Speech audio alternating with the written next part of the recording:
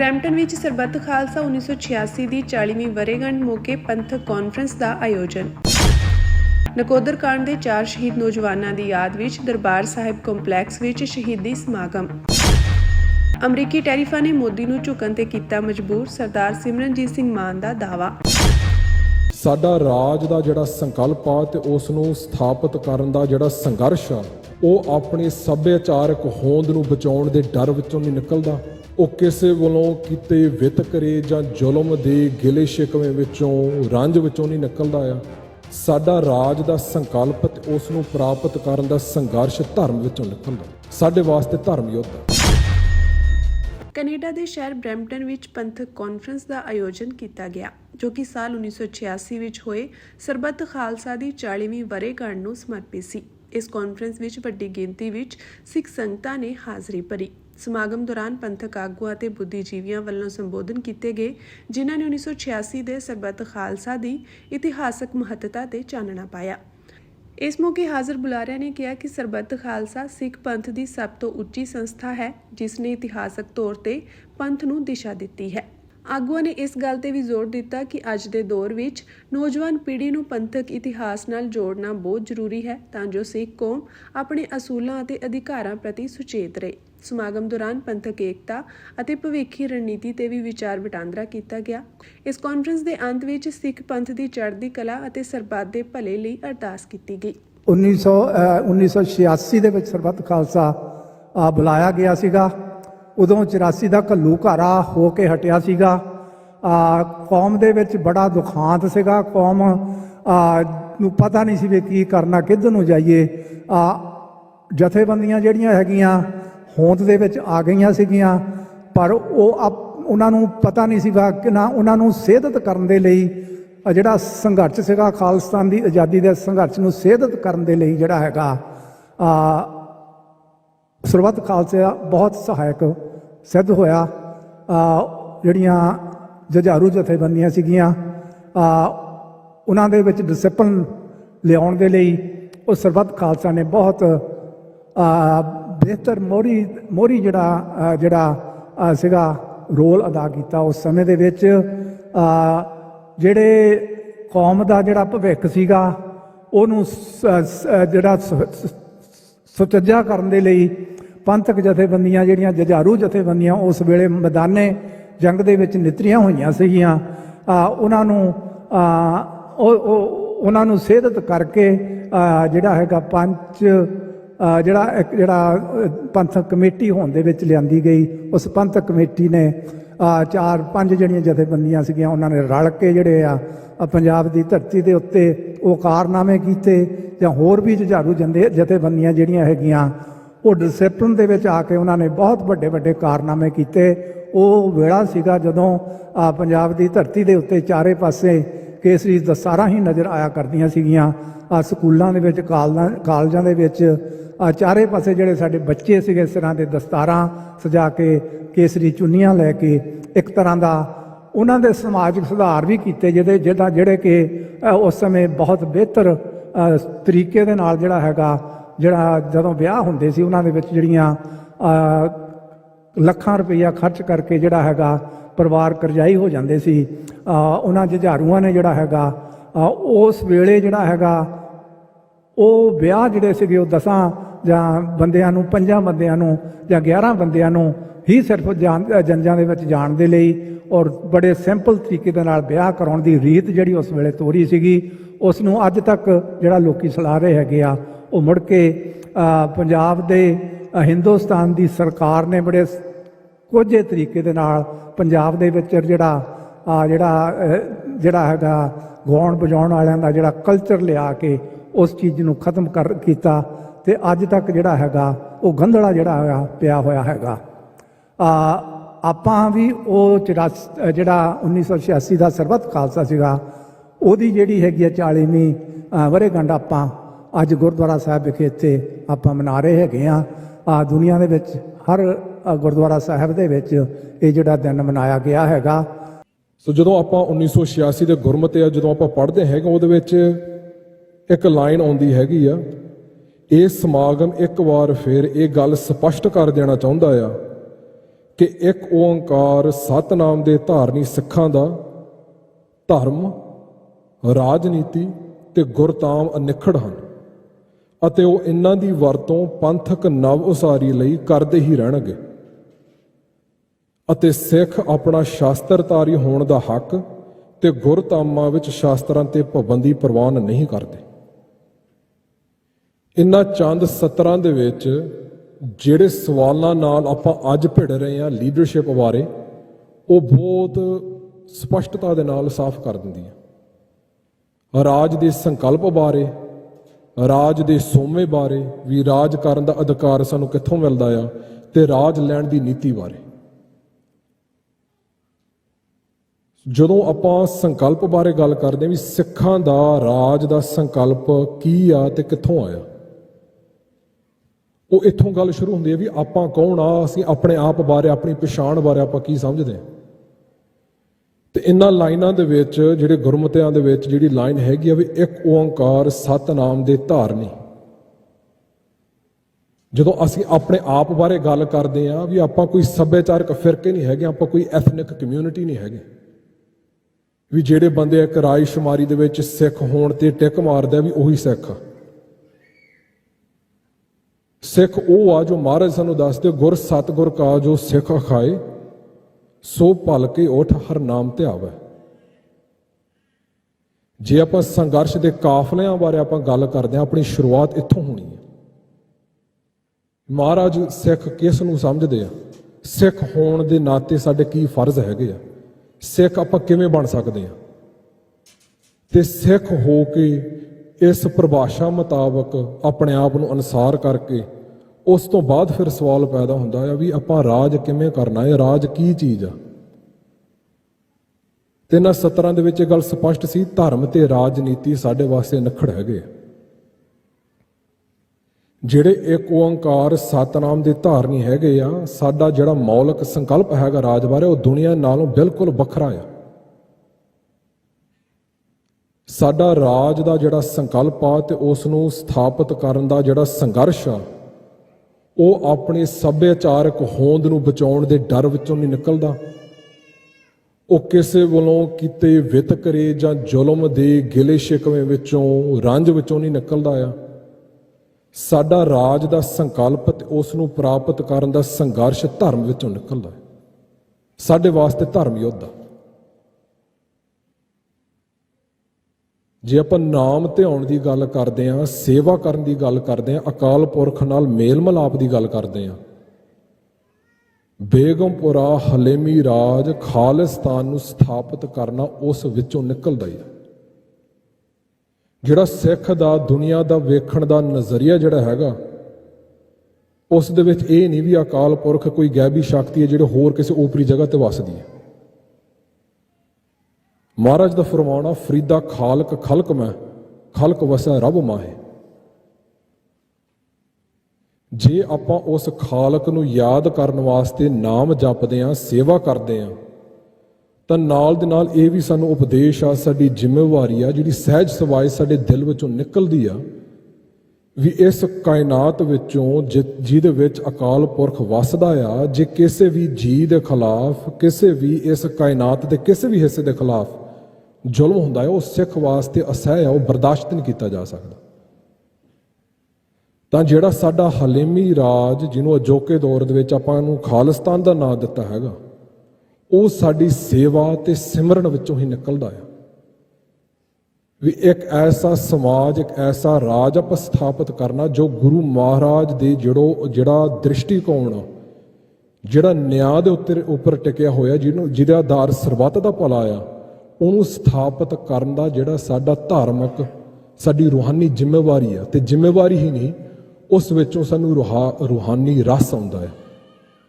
ਉਸ ਸੇਵਾ ਤੇ ਸਿਮਰਨ ਵਿੱਚੋਂ ਸਾਨੂੰ ਮਹਾਰਾਜ ਦੇ ਚਰਨਾਂ 'ਚ ਕੁਰਬਾਨ ਹੋਣ ਦਾ ਚਾਹ ਪੈਦਾ ਹੁੰਦਾ ਹੈ। ਬ੍ਰਾਹਮਣ ਤੇ ਵਿਪਰ ਸਟੇਟ ਦੇ ਥੱਲੇ ਜੋ 500 ਸਾਲ ਦਾ ਵੈਰ ਸਿੱਖਾਂ ਦਾ ਚੱਲ ਰਿਹਾ ਆ, ਜੇ ਅੱਜ ਦੇ ਸਮੇਂ ਦੇ ਵਿੱਚ ਉਹਨੂੰ ਦੇਖਣਾ ਆ ਕਿ ਉਹ ਪ੍ਰੋਸੈਸ ਕੀ ਆ, ਸੱਭਿਆਚਾਰ, ਬੋਲੀ ਤੇ ਗੁਰੂ ਗ੍ਰੰਥ ਸਾਹਿਬ ਜੀ ਤੋਂ ਸਿੱਖ ਨੂੰ ਤੋੜਨਾ, ਇਹ ਚੀਜ਼ਾਂ ਤੋਂ ਸਿੱਖ ਟੁੱਟ ਜਾਵੇ ਤੇ ਉਹਦਾ ਸੰਘਰਸ਼ ਵੀ ਜਿਹੜਾ ਹੈ ਉਹ ਖੋਖਲਾ ਖਾਲੀ ਜਿਹਾ ਰਹਿ ਜਾਂਦਾ ਹੈ। ਅਲਟੀਮੇਟ ਸਟੇਟ ਤਾਂ ਉਹ ਇਹ ਚਾਹੁੰਦੇ ਆ ਕਿ ਅਸਿਮੀਲੇਸ਼ਨ, ਅਨਾਇਲੇਸ਼ਨ ਉਹਦੇ ਕੰਮ ਨਹੀਂ ਆਇਆ, ਸਰੀਰਕ ਤੌਰ ਤੇ ਬਰਿਆਂ ਨੇ ਮਾਰ ਕੇ ਦੇਖ ਲਏ, ਪਰ ਜਿਹੜੀ ਅਸਿਮੀਲੇਸ਼ਨ ਪ੍ਰੋਸੈਸ ਆ ਕਿ ਇੰਨਾ ਜਿਹੜੀ ਦੁਬਦਬਾ ਪੈਦਾ ਕਰ ਦੋ ਕਿ ਸਿੱਖਾਂ ਨੂੰ ਆਪ ਹੀ ਨਾ ਪਤਾ ਲੱਗੇ ਕਿ ਉਹਨਾਂ ਲਈ ਕੀ ਚੀਜ਼ ਜ਼ਰੂਰੀ ਹੈ ਕੀ ਨਹੀਂ, ਸਿੱਖਾਂ ਨੂੰ ਇਹ ਵੀ ਨਾ ਪਤਾ ਲੱਗੇ ਕਿ ਅਸੀਂ ਕੇਸਾਧਾਰੀ ਹਿੰਦੂ ਹੀ ਬਣ ਗਏ ਆ। ਇਹ ਸਭ ਕੁਝ ਜਿਹੜਾ ਆ ਉਹ ਪ੍ਰੋਸੈਸ ਉਹਨਾਂ ਨੇ ਚਾਹੀਏ। ਇਹਦੇ ਵਿੱਚ ਇੱਕ ਆਧਾਰ ਦਾ ਕਿ ਮੈਂ 3 ਥਾਂ ਤੇ ਆਪਣੀ ਗੱਲ ਰੱਖਣੀ ਆ, ਪਰ ਇੱਕ ਆਧਾਰ ਜ਼ਰੂਰ ਮੈਂ ਇੱਥੇ ਕਹਿਣਾ ਚਾਹੁੰਦਾ ਆ ਕਿ ਅਸੀਂ ਇਹਨੂੰ ਕਿੱਦਾਂ ਦੇਖ ਸਕਦੇ ਆ।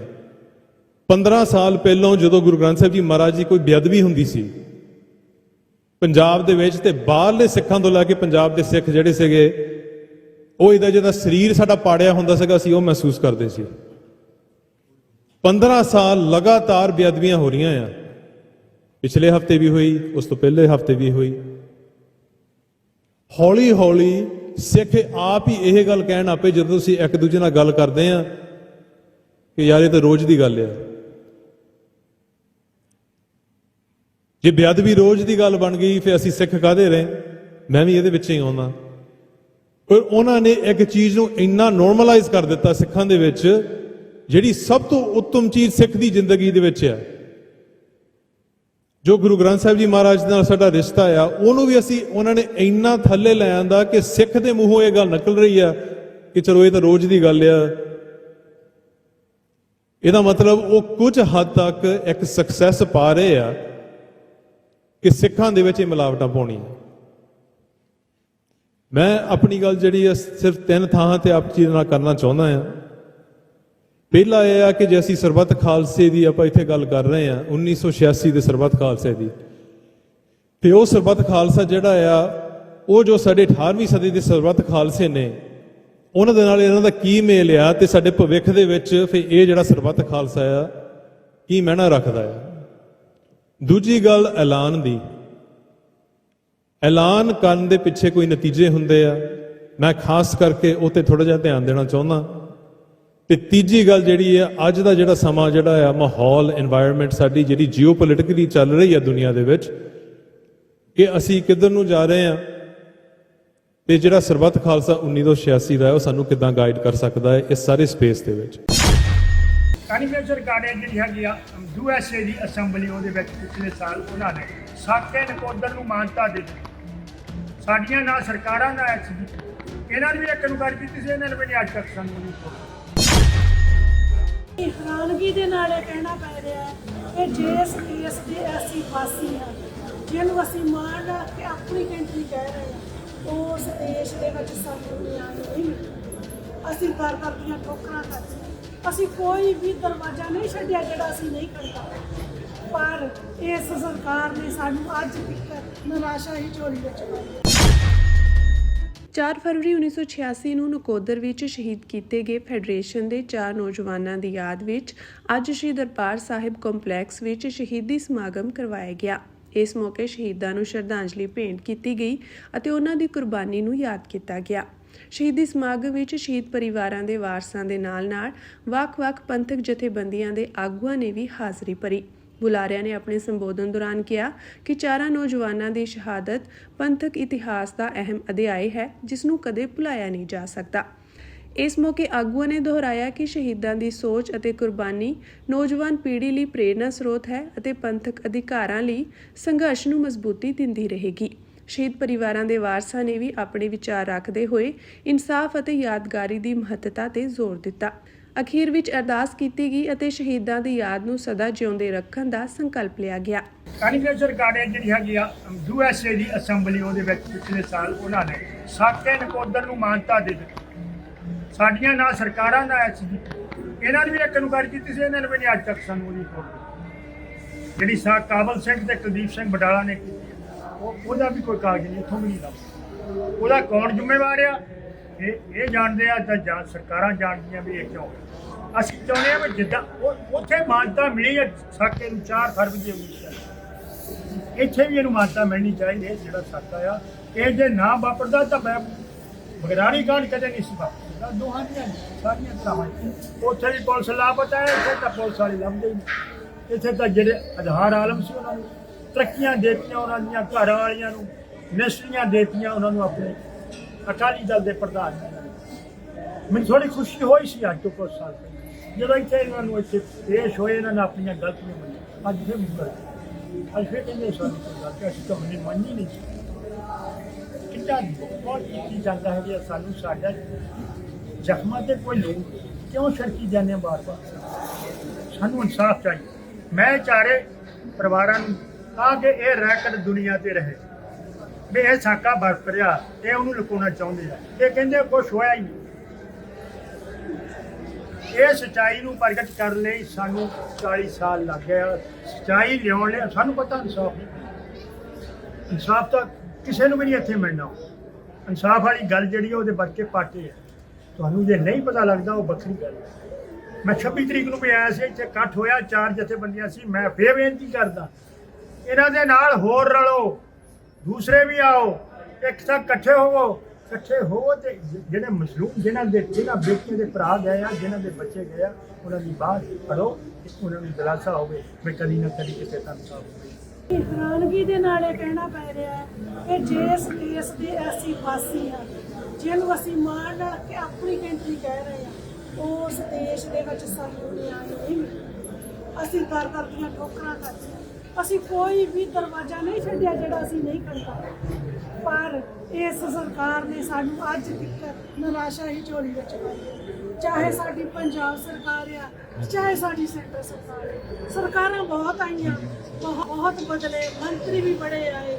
ਮੁੱਖ ਮੰਤਰੀ ਸਾਡੇ ਪੰਜਾਬ ਦੇ ਆ 10ਵਾਂ। ਜੀ ਤੁਹਾਨੂੰ ਇਨਸਾਫ ਮਿਲੇ, ਕੁਰਸੀ ਤੇ ਬਹਿਣ ਤੋਂ ਪਹਿਲਾਂ ਸਾਡੇ ਨਾਲ ਵਾਅਦੇ ਕੀਤੇ ਗਏ ਜੀ ਤੁਹਾਡੇ ਨਾਲ ਬਹੁਤ ਧੱਕਾ ਹੋਇਆ ਸੀ, ਅਸੀਂ ਨਿਆਂ ਦਿਵਾਵਾਂਗੇ। ਜਦੋਂ ਵੀ ਇਲੈਕਸ਼ਨ ਹੁੰਦੇ ਆ ਤੇ ਨਕੋਦਰ ਸਾਕੇ ਦਾ ਮੁੱਦਾ ਉਠਾਇਆ ਜਾਂਦਾ ਕੁਛ ਲੋਕਾਂ ਤੋਂ ਵੋਟਾਂ ਬਟੋਰਨ। ਪਰ ਹੈਰਾਨੀ ਦੀ ਗੱਲ ਇਹ ਹੈ ਕਿ ਜਦੋਂ ਇਲੈਕਸ਼ਨ ਹੋ ਜਾਂਦੇ ਆ ਉਸ ਤੋਂ ਬਾਅਦ ਉਹ ਠੰਡੇ ਬਸਤੇ ਦੇ ਵਿੱਚ ਪਾਏ।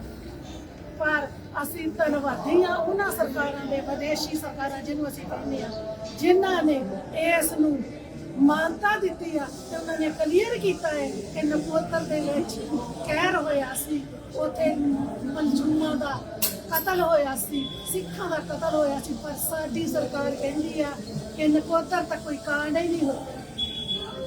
ਹੋਰ ਕੀ ਕਹਿ ਸਕਦੇ ਇਸ ਸਰਕਾਰ ਨੂੰ? ਅਸੀਂ ਕੀ ਉਮੀਦ ਰੱਖ ਸਕਦੇ? ਸਾਡੇ ਪਰਿਵਾਰ ਜਿਹੜੇ ਅੱਜ ਤੱਕ ਵੀ ਇਹ ਕੁਛ ਵੀ ਕਹੀ ਜਾਂਦੇ, ਪਰ ਸਾਡੇ ਚਾਰੋਂ ਪਰਿਵਾਰ ਅੱਜ ਤੱਕ ਵੀ ਕਦੇ ਵੀ ਸਾਡੇ ਪਰਿਵਾਰਾਂ ਦੇ ਵਿੱਚ ਕੋਈ ਇਹੋ ਜਿਹਾ ਨਹੀਂ ਹੋਇਆ ਕਿ ਸਾਡੇ ਤੇ ਕਿਸੇ ਬੱਚੇ ਤੇ ਜਾਂ ਕਿਸੇ ਬਜ਼ੁਰਗ ਨੇ ਕਦੇ ਕੋਈ ਉੱਤੇ ਕੇਸ ਪਿਆ ਹੋ। ਐਡੇ ਸ਼ਰੀਫ ਪਰਿਵਾਰਾਂ ਦੀ ਨਾਲ ਗੱਲ ਕਰੀਏ। 40 ਸਾਲ ਤੋਂ ਉਸ ਤੋਂ ਪਹਿਲਾਂ ਦਾ ਵੀ ਰਿਕਾਰਡ ਦੇਖ ਸਕਦੇ ਆ ਕਿ ਅੱਜ 40 ਸਾਲ ਤੋਂ ਬਾਅਦ ਦਾ ਵੀ ਰਿਕਾਰਡ ਦੇਖ ਸਕਦੇ ਆ ਕਿ ਸਾਡੇ ਪਰਿਵਾਰ ਇਹੋ ਜਿਹੇ। ਬਸ ਇੰਨਾ ਹੀ ਅਸਤਾ ਕਹਿਣਾ ਚਾਹੁੰਦੇ ਆ ਕਿ ਸਾਡਾ ਇਹ ਆਪਣੇ ਮੁਲਕ ਦੀ ਸਰਕਾਰ ਤੋਂ ਵਿਸ਼ਵਾਸ ਹੈ।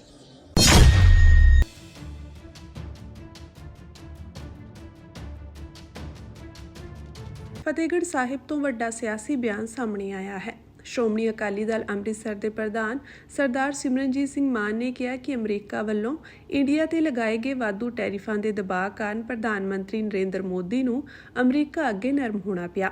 ਸਰਦਾਰ ਸਿਮਰਨਜੀਤ ਸਿੰਘ ਮਾਨ ਨੇ ਦਾਅਵਾ ਕੀਤਾ ਕਿ ਅਮਰੀਕਾ ਨੂੰ ਇੰਡੀਆ ਵੱਲੋਂ ਰੂਸ ਤੋਂ ਤੇਲ ਖਰੀਦਣ ਤੇ ਇਤਰਾਜ਼ ਸੀ, ਜਿਸ ਕਾਰਨ ਅਮਰੀਕਾ ਨੇ ਇੰਡੀਆ ਤੇ ਭਾਰੀ ਟੈਰਿਫ ਲਗਾਏ। ਉਨ੍ਹਾਂ ਕਿਹਾ ਕਿ ਇਸ ਦਬਾਅ ਤੋਂ ਬਾਅਦ ਇੰਡੀਆ ਨੇ ਰੂਸ ਤੋਂ ਤੇਲ ਖਰੀਦਣਾ ਘਟਾਇਆ, ਜਿਸ ਦੇ ਨਾਲ ਹੀ ਅਮਰੀਕਾ ਨੇ ਟੈਰਿਫਾਂ ਦੀ ਦਰ ਵਿੱਚ ਕਮੀ ਕਰ ਦਿੱਤੀ। ਸਰਦਾਰ ਸਿਮਰਨਜੀਤ ਸਿੰਘ ਮਾਨ ਨੇ ਆਪਣੇ ਬਿਆਨ ਵਿੱਚ ਇਹ ਵੀ ਕਿਹਾ ਕਿ ਇਹ ਘਟਨਾ ਸਾਬਿਤ ਕਰਦੀ ਹੈ ਕਿ ਮੌਜੂਦਾ ਭਾਰਤੀ ਹਕੂਮਤ ਅੰਤਰਰਾਸ਼ਟਰੀ ਦਬਾਅ ਹੇਠ ਫੈਸਲੇ ਕਰਨ ਲਈ ਮਜਬੂਰ ਹੋ ਰਹੀ ਹੈ।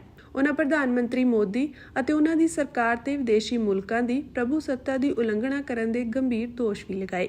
ਸਿਮਰਨਜੀਤ ਸਿੰਘ ਮਾਨ ਨੇ ਅਮਰੀਕਾ ਸਰਕਾਰ ਨੂੰ ਅਪੀਲ ਕਰਦਿਆਂ ਕਿਹਾ ਕਿ ਅਜਿਹੇ ਮਾਮਲਿਆਂ ਤੇ ਕੌਮਾਂਤਰੀ ਕਾਨੂੰਨਾਂ ਅਨੁਸਾਰ ਕਾਰਵਾਈ ਹੋਣੀ ਚਾਹੀਦੀ ਹੈ ਤਾਂ ਜੋ ਭਵਿੱਖ ਵਿੱਚ ਅਜਿਹੇ ਹਾਲਾਤ ਮੁੜ ਪੈਦਾ ਨਾ ਹੋਣ। ਉਨ੍ਹਾਂ ਕਿਹਾ ਕਿ ਅਮਰੀਕਾ ਨੂੰ ਇਸ ਮਾਮਲੇ ਵਿੱਚ ਤੁਰੰਤ ਅਤੇ ਸਖਤ ਕਦਮ ਚੁੱਕਣੇ ਚਾਹੀਦੇ ਹਨ।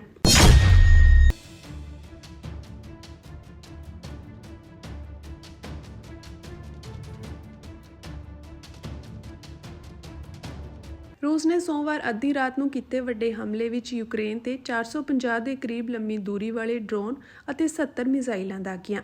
ਇਹ ਦਾਅਵਾ ਯੂਕਰੇਨੀ ਰਾਸ਼ਟਰਪਤੀ ਵੋਲੋਦੀਮੀਰ ਜ਼ੈਲੈਂਸਕੀ ਵੱਲੋਂ ਕੀਤਾ ਗਿਆ ਹੈ।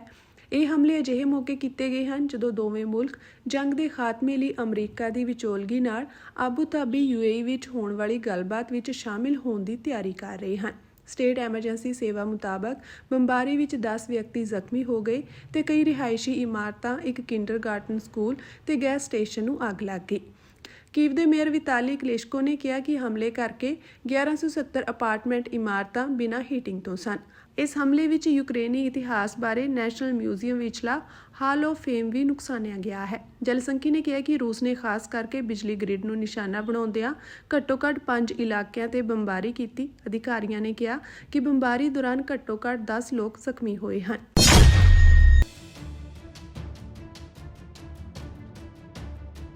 ਈਰਾਨ ਦੇ ਰਾਸ਼ਟਰਪਤੀ ਨੇ ਕਿਹਾ ਕਿ ਉਹਨਾਂ ਨੇ ਦੇਸ਼ ਦੇ ਵਿਦੇਸ਼ ਮੰਤਰੀ ਨੂੰ ਅਮਰੀਕਾ ਨਾਲ ਵਾਜਬ ਗੱਲਬਾਤ ਕਰਨ ਦੇ ਨਿਰਦੇਸ਼ ਦਿੱਤੇ ਹਨ। ਤਹਿਰਾਨ ਵੱਲੋਂ ਇਹ ਪਹਿਲਾ ਸਪਸ਼ਟ ਸੰਕੇਤ ਹੈ ਕਿ ਉਹ ਗੱਲਬਾਤ ਦੀ ਕੋਸ਼ਿਸ਼ ਕਰਨਾ ਚਾਹੁੰਦਾ ਹੈ। ਹਾਲਾਂਕਿ ਅਮਰੀਕਾ ਨੇ ਅਜੇ ਤੱਕ ਅਧਿਕਾਰਤ ਤੌਰ ਤੇ ਸਵੀਕਾਰ ਨਹੀਂ ਕੀਤਾ ਹੈ ਕਿ ਇਹ ਗੱਲਬਾਤ ਹੋਵੇਗੀ। ਇਹ ਘਟਨਾਕ੍ਰਮ ਅਜਿਹੇ ਸਮੇਂ ਵਿੱਚ ਸਾਹਮਣੇ ਆਇਆ ਜਦੋਂ ਪਿਛਲੇ ਮਹੀਨੇ ਈਰਾਨ ਵਿੱਚ ਦੇਸ਼ ਵਿਆਪੀ ਵਿਰੋਧ ਪ੍ਰਦਰਸ਼ਨਾਂ ਤੇ ਹੋਈ ਖੂਨੀ ਕਾਰਵਾਈ ਤੋਂ ਬਾਅਦ ਵਾਸ਼ਿੰਗਟਨ ਨਾਲ ਤਣਾਅ ਕਾਫੀ ਵਧਿਆ ਹੋਇਆ ਹੈ। ਇਹ ਐਲਾਨ ਸੁਧਾਰਵਾਦੀ ਰਾਸ਼ਟਰਪਤੀ ਮਸੂਦ ਪੇਜ਼ੇਸ਼ਕੀਨ ਲਈ ਵੱਡਾ ਮੋੜ ਹੈ। ਉਹਨਾਂ ਨੇ ਇਰਾਨੀਆਂ ਨੂੰ ਚੇਤਾਵਨੀ ਦਿੱਤੀ ਸੀ ਕਿ ਦੇਸ਼ ਵਿੱਚ ਮੌਜੂਦਾ ਹਾਲਾਤ ਉਹਨਾਂ ਦੇ ਕੰਟਰੋਲ ਤੋਂ ਬਾਹਰ ਹੋ ਗਏ ਹਨ।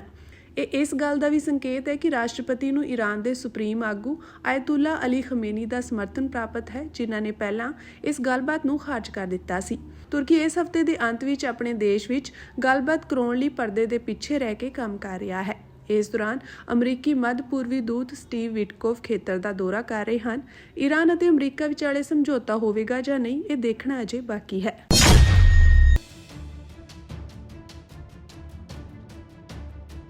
ਵਿਸ਼ਵ ਬੈਂਕ ਦੇ ਪ੍ਰਧਾਨ ਅਜੇ ਬੰਗਾ ਅੱਜ ਲਹਿੰਦੇ ਪੰਜਾਬ ਵਿੱਚ ਸਥਿਤ ਆਪਣੇ ਪੁਸ਼ਤੈਨੀ ਘਰ ਪਹੁੰਚੇ ਅਤੇ ਗੁਰਦੁਆਰਾ ਸਾਹਿਬ ਵਿਖੇ ਮੱਥਾ ਟੇਕਿਆ। ਪਾਕਿਸਤਾਨ ਦੇ ਘੱਟ ਗਿਣਤੀਆਂ ਦੇ ਧਾਰਮਿਕ ਸਥਾਨਾਂ ਦਾ ਪ੍ਰਬੰਧਨ ਕਰਨ ਵਾਲੇ ਔਕਾਫ ਟਰਸਟ ਪ੍ਰਾਪਰਟੀ ਬੋਰਡ ਮੁਤਾਬਕ ਪੰਜਾਬੀ ਮੂਲ ਦੇ ਅਮਰੀਕੀ ਨਾਗਰਿਕ 66 ਸਾਲਾ ਬੰਗਾ ਆਪਣੇ ਪੁਰਖਿਆਂ ਦਾ ਘਰ ਦੇਖਣ ਲਈ ਲਾਹੌਰ ਤੋਂ ਲਗਭਗ 250 ਕਿਲੋਮੀਟਰ ਦੂਰ ਖੁਸ਼ਾਬ ਗਏ ਸਨ। ਉਹਨਾਂ ਨੇ ਆਪਣੇ ਪੁਰਖਿਆਂ ਦੇ ਨਿਵਾਸ ਸਥਾਨ ਨਾਲ ਸੰਬੰਧਿਤ ਮਾਲੀਆ ਰਿਕਾਰਡ ਵੀ ਦੇਖਿਆ। ਇਸ ਦੌਰੇ ਦੌਰਾਨ ਬੰਗਾ ਨੇ ਗੁਰਦੁਆਰਾ ਸਿੰਘ ਸਭਾ ਖੁਸ਼ਾਬ ਵਿਖੇ ਮੱਥਾ ਟੇਕਿਆ ਅਤੇ ਤਸਵੀਰਾਂ ਖਿਚਵਾਈਆਂ। ਬੰਗਾ ਨੇ ਗੁਰਦੁਆਰਾ ਸਾਹਿਬ ਵਿੱਚ ਕੀਤੇ ਗਏ ਵਿਕਾਸ ਅਤੇ ਪ੍ਰਸ਼ਾਸਕੀ ਪ੍ਰਬੰਧਾਂ ਦੀ ਸ਼ਲਾਘਾ ਕੀਤੀ। ATPB ਦੇ ਵਧੀਕ ਸਕੱਤਰ ਨਾਸਿਰ ਮੁਸ਼ਤਾਕ ਨੇ ਉਹਨਾਂ ਨੂੰ ਸਿੱਖ ਧਾਰਮਿਕ ਵਿਰਾਸਤ ਦੀ ਸਾਂਭ ਸੰਭਾਲ ਅਤੇ ਦੇਸ਼ ਭਰ ਵਿੱਚ ਸਿੱਖ ਸ਼ਰਧਾਲੂਆਂ ਨੂੰ ਦਿੱਤੀਆਂ ਜਾ ਰਹੀਆਂ ਸਹੂਲਤਾਂ ਬਾਰੇ ਜਾਣਕਾਰੀ ਦਿੱਤੀ। ਦੱਸ ਦਈਏ ਕਿ ਬੰਗਾ ਪਾਕਿਸਤਾਨ ਦੇ 4 ਰੋਜ਼ਾ ਉੱਚ ਪੱਧਰੀ ਦੌਰੇ ਤੇ ਹਨ, ਜੋ ਕਿ ਅੱਜ ਖਤਮ ਹੋਵੇਗਾ।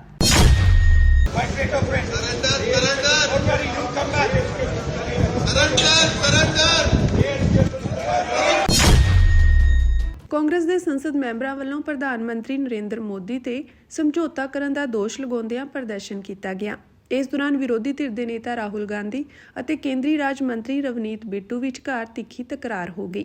ਕਾਂਗਰਸੀ ਸੰਸਦ ਮੈਂਬਰ ਸੰਸਦ ਦੇ ਬਾਹਰ ਹੱਥਾਂ ਵਿੱਚ ਤਖਤੀਆਂ ਫੜ ਕੇ ਇਕੱਠੇ ਹੋਏ ਸਨ, ਜਿਨ੍ਹਾਂ ਤੇ ਲਿਖਿਆ ਸੀ PM ਇਜ਼ ਕੰਪਰੋਮਾਈਜ਼ਡ।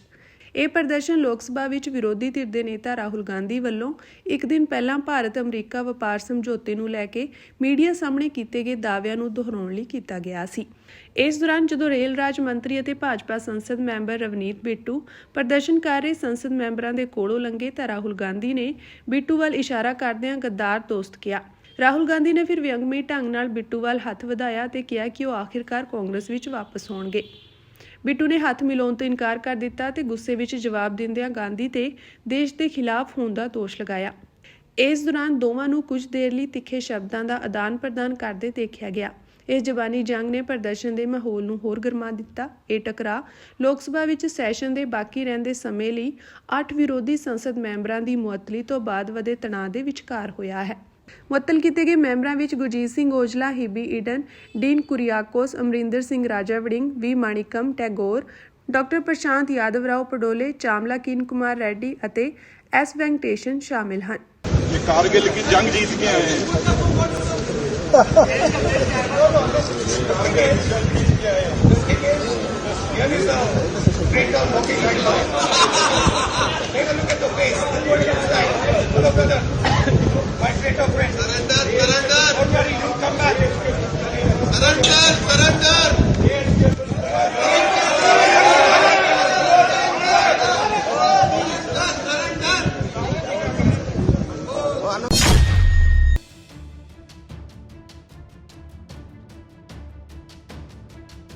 ਰਾਸ਼ਟਰੀ ਲੋਕਤੰਤਰੀ ਗੱਠਜੋੜ ਵਿਧਾਨ ਸਭਾ ਪਾਰਟੀ ਦੇ ਨੇਤਾ ਵਾਈ ਖੇਮਚੰਦ ਸਿੰਘ ਨੇ ਅੱਜ ਸ਼ਾਮ 6 ਵਜੇ ਮਨੀਪੁਰ ਦੇ ਮੁੱਖ ਮੰਤਰੀ ਵਜੋਂ ਸਹੁੰ ਚੁੱਕੀ। ਸਰਕਾਰ ਨੇ ਨੋਟੀਫਿਕੇਸ਼ਨ ਜਾਰੀ ਕੀਤਾ ਸੀ।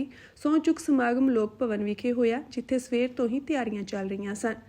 ਦੱਸ ਦਈਏ ਕਿ ਪਿਛਲੇ ਸਾਲ ਫਰਵਰੀ ਤੋਂ ਅਸ਼ਾਂਤ ਮਨੀਪੁਰ ਵਿੱਚ ਰਾਸ਼ਟਰਪਤੀ ਸ਼ਾਸਨ ਲਾਗੂ ਸੀ। ਸਿੰਘ ਦੀ ਅਗਵਾਈ ਹੇਠ ਐਨਡੀਏ ਵਫਦ ਨੇ ਇੱਥੇ ਲੋਕ ਭਵਨ ਵਿਖੇ ਰਾਜਪਾਲ ਅਜੇ ਕੁਮਾਰ ਭੱਲਾ ਨਾਲ ਮੁਲਾਕਾਤ ਕੀਤੀ ਅਤੇ ਸਰਕਾਰ ਬਣਾਉਣ ਦਾ ਦਾਅਵਾ ਪੇਸ਼ ਕੀਤਾ। ਭੱਲਾ ਨਾਲ ਮੁਲਾਕਾਤ ਕਰਨ ਵਾਲੇ ਵਫਦ ਵਿੱਚ ਕੁਕੀ ਪ੍ਰਭਾਵਸ਼ਾਲੀ ਜ਼ਿਲ੍ਹਿਆਂ ਚੁਰਾਚੰਦਪੁਰ ਅਤੇ ਫਿਰਜ਼ੋਲ ਦੇ 2 ਵਿਧਾਇਕ ਸ਼ਾਮਿਲ ਸਨ। ਸਿੰਘ ਨੂੰ ਮੰਗਲਵਾਰ ਨੂੰ ਨਵੀਂ ਦਿੱਲੀ ਵਿੱਚ ਭਾਜਪਾ ਵਿਧਾਇਕ ਦਲ ਅਤੇ ਬਾਅਦ ਵਿੱਚ ਐਨਡੀਏ ਵਿਧਾਇਕ ਦਲ ਦਾ ਨੇਤਾ ਚੁਣਿਆ ਗਿਆ। ਭਾਜਪਾ ਵਿਧਾਇਕ ਥੋਂਗਬਮ ਨੇ ਪਹਿਲਾਂ ਹੀ ਕਿਹਾ ਸੀ ਕਿ ਸਿੰਘ ਸਮੇਤ 5 ਵਿਧਾਇਕ ਮੰਤਰੀ ਵਜੋਂ ਸਹੁੰ ਚੁੱਕਣਗੇ। ਤੇ ਮੈਂ ਆ ਚੰਡੀਗੜ੍ਹ ਇੱਕ ਹੋਰ ਪ੍ਰੈਸ ਕਾਨਫਰੰਸ ਰੱਖੀ ਆ ਤੇ ਮੇਰਾ ਫਰਜ਼ ਵੀ ਬਣਦਾ ਸੀ ਕਿ ਇਹਨਾਂ ਦੀ ਸਿਹਤ ਦਾ ਤੇ ਇਹਨਾਂ ਦੇ ਬਾਰੇ ਆ ਕੇ ਹਾਲ ਚਾਲ ਪੁੱਛਾਂ। ਸੋ ਮੈਂ ਮੇਰੇ ਨਾਲ ਮੰਨਣ ਸਾਹਿਬ, ਕਾਲੋਂ ਸਾਹਿਬ, ਸਾਡੇ ਸ਼੍ਰੋਮਣੀ ਕਮੇਟੀ ਦੇ ਮੈਂਬਰ ਸਾਹਿਬਾਨ, ਅਸੀਂ ਸਾਰੇ ਹੀ ਬੈਠ ਕੇ ਇਹਨਾਂ ਦੇ ਨਾਲ ਸਾਰੇ ਗੱਲਬਾਤ ਵੀ ਕੀਤੀ ਆ ਤੇ ਸਾਰਾ ਹਾਲ ਚਾਲ ਵੀ ਪੁੱਛਿਆ। ਇਹੋ ਕਾਰਨ ਕਰਕੇ ਅੱਜ ਅਸੀਂ ਇੱਥੇ ਚੇਚੇ ਤੌਰ ਤੇ ਪਹੁੰਚੇ ਸੀ। ਸ਼੍ਰੋਮਣੀ ਗੁਰਦੁਆਰਾ ਪ੍ਰਬੰਧਕ ਕਮੇਟੀ ਦੇ ਪ੍ਰਧਾਨ ਹਰਜਿੰਦਰ ਸਿੰਘ ਧਾਮੀ ਨੇ ਅੱਜ ਚੰਡੀਗੜ੍ਹ ਵਿਖੇ ਸ਼੍ਰੋਮਣੀ ਅਕਾਲੀ ਦਲ ਦੇ ਸੀਨੀਅਰ ਆਗੂ ਤੇ ਸਾਬਕਾ ਪ੍ਰਧਾਨ ਮੰਤਰੀ ਵਿਕਰਮ ਸਿੰਘ ਮਜੀਠੀਆ ਅਤੇ ਵਿਧਾਇਕ ਗਨੀਵ ਕੌਰ ਮਜੀਠੀਆ ਨਾਲ ਮੁਲਾਕਾਤ ਕੀਤੀ। ਜ਼ਿਕਰਯੋਗ ਹੈ ਕਿ ਵਿਕਰਮ ਮਜੀਠੀਆ ਲੰਘੇ ਦਿਨ ਜੇਲ੍ਹ ਵਿੱਚੋਂ ਬਾਹਰ ਆਉਣ ਤੋਂ ਬਾਅਦ ਚੰਡੀਗੜ੍ਹ ਸਥਿਤ ਸਰਕਾਰੀ ਰਿਹਾਇਸ਼ ਉੱਤੇ ਪਹੁੰਚੇ ਸਨ। ਇਸ ਤੋਂ ਬਾਅਦ ਅੱਜ ਸਾਰਾ ਦਿਨ ਮਜੀਠੀਆ ਨੂੰ ਮਿਲਣ ਲਈ ਰਾਜਸੀ ਆਗੂ ਪਹੁੰਚਦੇ ਰਹੇ। ਮਜੀਠੀਆ ਜਿਹੜੇ ਪਿਛਲੇ 7 ਮਹੀਨੇ ਤੋਂ ਕੁਝ ਕੇਸਾਂ ਵਿੱਚ ਨਾਭਾ ਜੇਲ੍ਹ ਦੇ ਵਿੱਚ ਬੰਦ ਸੀਗੇ, ਸੋ ਉਹਨਾਂ ਦੀ ਪਰਸੋਂ ਜ਼ਮਾਨਤ ਹੋਈ ਆ, ਕੱਲ ਆਏ ਸੀ। ਤੇ ਮੈਂ ਆ ਚੰਡੀਗੜ੍ਹ ਇੱਕ ਹੋਰ ਪ੍ਰੈਸ ਕਾਨਫਰੰਸ ਰੱਖੀ ਆ ਤੇ ਮੇਰਾ ਫਰਜ਼ ਵੀ ਬਣਦਾ ਸੀ ਕਿ ਇਹਨਾਂ ਦੀ ਸਿਹਤ ਦਾ ਤੇ ਇਹਨਾਂ ਦੇ ਬਾਰੇ ਆ ਕੇ ਹਾਲ ਚਾਲ ਪੁੱਛਾਂ। ਸੋ ਮੈਂ ਮੇਰੇ ਨਾਲ ਮੰਨਣ ਸਾਹਿਬ, ਕਾਲੋਂ ਸਾਹਿਬ, ਸਾਡੇ ਸ਼੍ਰੋਮਣੀ ਕਮੇਟੀ ਦੇ ਮੈਂਬਰ ਸਾਹਿਬਾਨ, ਅਸੀਂ ਸਾਰੇ ਹੀ ਬੈਠ ਕੇ ਇਹਨਾਂ ਦੇ ਨਾਲ ਸਾਰੇ ਗੱਲਬਾਤ ਵੀ ਕੀਤੀ ਆ ਤੇ ਸਾਰਾ ਹਾਲ ਚਾਲ ਵੀ ਪੁੱਛਿਆ। ਇਹੋ ਕਾਰਨ ਕਰਕੇ ਅੱਜ ਅਸੀਂ ਇੱਥੇ ਚੇਚੇ ਤੌਰ ਤੇ ਪਹੁੰਚੇ ਸੀ।